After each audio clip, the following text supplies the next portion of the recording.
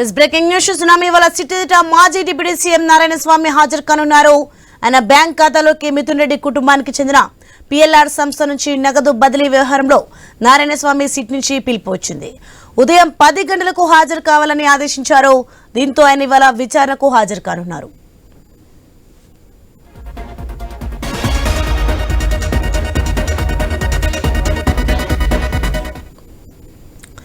ఇవాళ సిట్టిదిట మాజీ deputy CM Narayana స్వామి హాజరు కానున్నారు. ఆయన బ్యాంక్ ఖాతాలోకి మిథున్ రెడ్డి కుటుంబానికి చెందిన పిఎల్ఆర్ సంస్థ నుంచి నగదు బదిలీ వ్యవహారంలో నారాయణ స్వామికి సిట్ నుంచి పిలుపు వచ్చింది. ఉదయం 10 గంటలకు హాజరు కావాలని ఆదేశించారు. దీంతో ఆయన ఇవాళ విచారణకు హాజరు కానున్నారు. రైట్కి ఇదే అంశానికి సంబంధించి మరింత సమాచారం మా ప్రతినిధి కాంతి ఫోన్లో అందిస్తారు.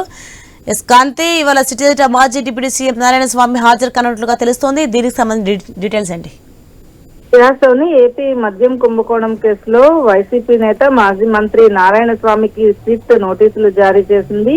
ఈ రోజు ఉదయం 10 గంటలకు విజయవాడలోని సిట్ కార్యాలయంలో విచారణకు హాజరు కావాలని అందులో పేర్కోవడం జరిగింది. అయితే ఈ కేసులో ఇప్పటి వరకు 48 మందిని నిందితులుగా చేర్చుతూ ప్రిలిమినరీ ఛార్జ్ షీట్ ని ఫైల్ చేశారు. 12 మందిని అరెస్ట్ చేయడం జరిగింది. అయితే ఈ మద్యం కుంభకోణానికి సంబంధించినంత వరకు కూడా గత ప్రభుత్వ హయాంలో మాజీ మంత్రిగా పనిచేసినటువంటి ఎక్సైజ్ శాఖ మంత్రిగా పనిచేసినటువంటి నారాయణ స్వామికి సంబంధించినటువంటి బ్యాంక్ ఖాతాలో నిన్న అరెస్ట్ అయినటువంటి ఎంపీ మిథున్ రెడ్డి కుటుంబానికి చెందిన పిఎల్ఆర్ సంస్థ నుంచి నగదు బదిలీ వ్యవహారంలో నారాయణ స్వామికి సిట్ నుంచి పిలుపు వచ్చినట్లుగా తెలుస్తా ఉంది. ఇక అప్పటి ఎక్సైజ్ శాఖ మంత్రి ఎక్సైజ్ పాలసీ నిర్వహణకి సంబంధించి కావచ్చు, అలాగే ఎక్సైజ్ శాఖలో జరిగినటువంటి అవకతవకలు, ఇప్పుడు ఏదైతే మద్యం కుంభకోణంలో ఎక్సైజ్ శాఖ మంత్రిగా ఉన్నటువంటి నారాయణ స్వామి పాత్ర ఏంటి, అలాగే ఈ కుంభకోణం జరుగుతున్న అన్ని రోజులు కూడా అధికారులు కావచ్చు, అలాగే మంత్రి కావచ్చు, ఎటువంటి స్పందన